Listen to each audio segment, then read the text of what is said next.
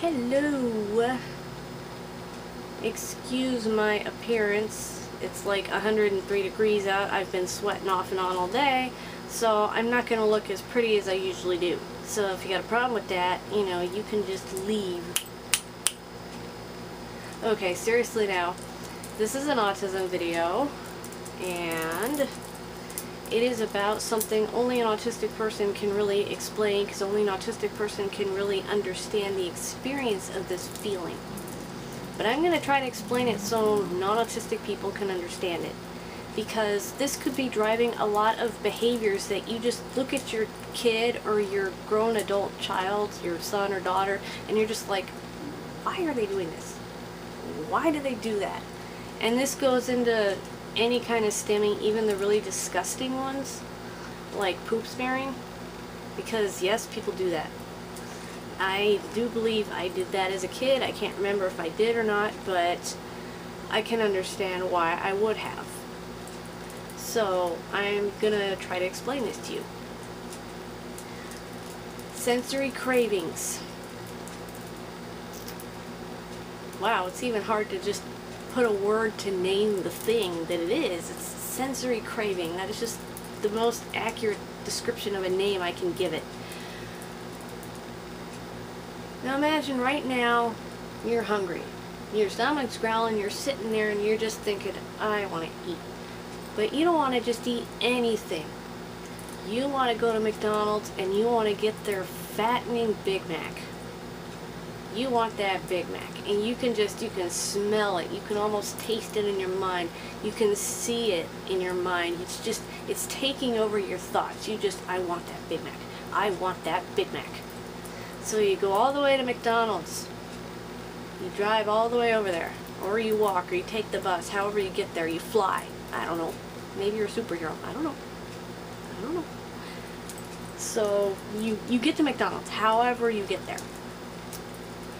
And you order the Big Mac, but the person behind the counter doesn't seem to understand you, and they hand you a salad.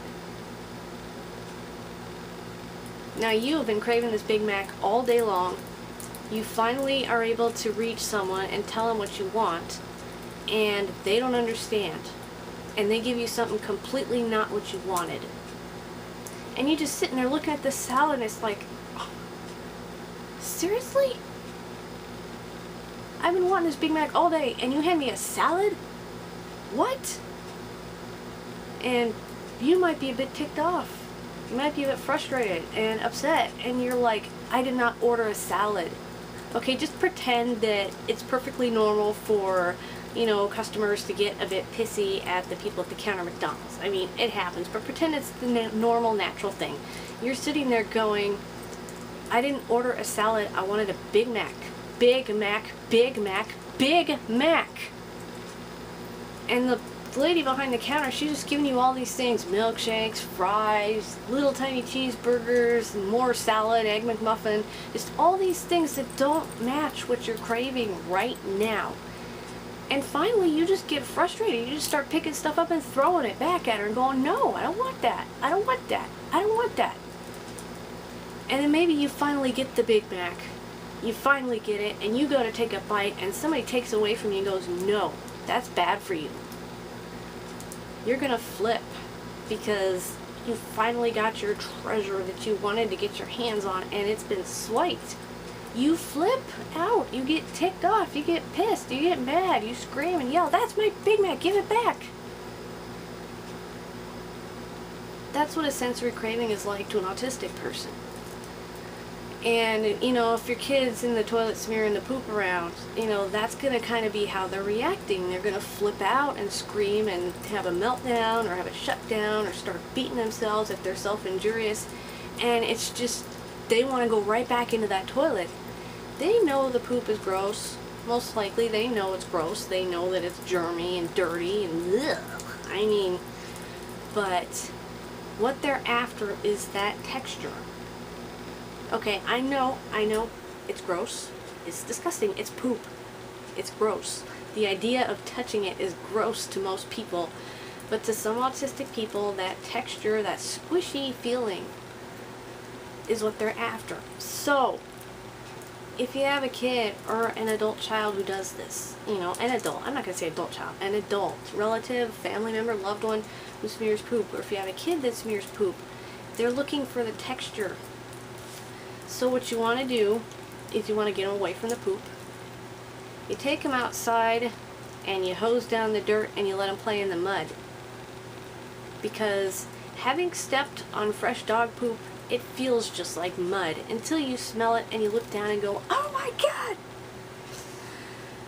Let them play in the mud.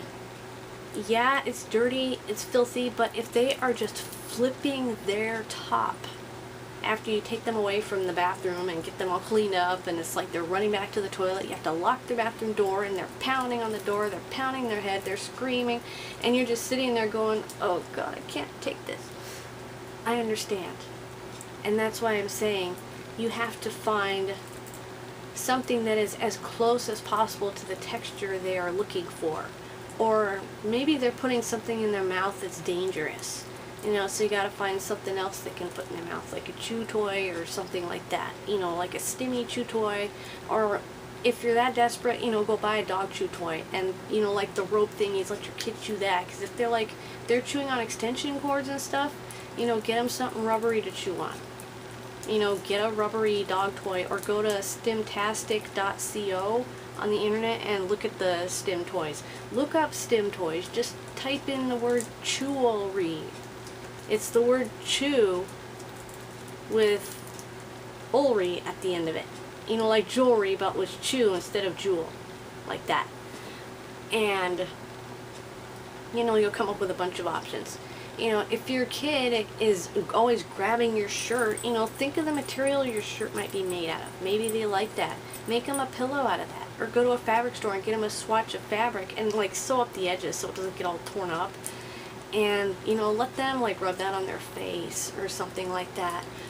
Or, you know, if they're craving water, you know, maybe if they like to look at it or listen to it, you know, get one of those little, like, tabletop fountains and just let it trickle and just let them enjoy that. Now, if they're one of those kids that gets kind of nasty and they start to knock things over and throw things when they're frustrated, you may want to put it up somewhere where they can't reach it, or you may have to just put their hands in the sink and run the water on their hands. You're going to have a hell of a water bill, but, you know, if it's going to satisfy the craving, you got to try to do it. So this is for all 5 senses, you know, all 5 senses. You got to think of it. You got to look at what the kid is going after and try to find something similar. You know, my sensory cravings, you know, I like pressure. And, you know, my Tangle is perfect for it because I can, like, squeeze it really hard. And I keep snapping the links, of course, but it's not broken. It's just, it's got a ball joint. And you just slip it back in. But I like to just squeeze it in my hands, and I like to wrap it around my hand really tight like this. Of course, I don't leave it there, but I will. Oops. I have been playing with it very violently today, so it keeps coming out. But, you know, you just wrap it around my hand pretty tight. You know, not super, super tight, but, you know, like this. And then I can just wrap it around my fingers. And I also get cravings to rock back and forth. And, you know, sometimes I get cravings to just randomly start singing, which is not fun in public because, you know, I got stage fright issues and I don't like to sing, like, you know, in public around people, but sometimes I might just sit here and go, you know, something like, I know you, I walked with you once upon a dream, I know you, the gleam in your eyes is so familiar a gleam, yet I know it's true. These visions are seldom all they seem. But if I know you, I know what you'll do.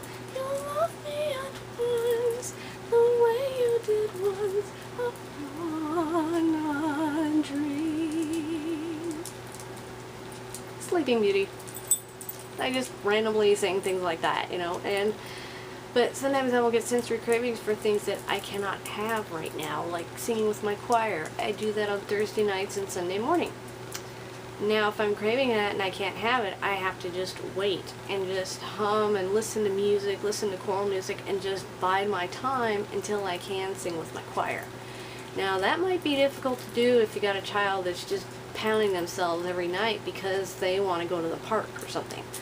So, you know, if your child likes to swing, you might want to invest in a swing that, you know, you can set up right outside your front door or something and swing them on that. You know, obviously supervise.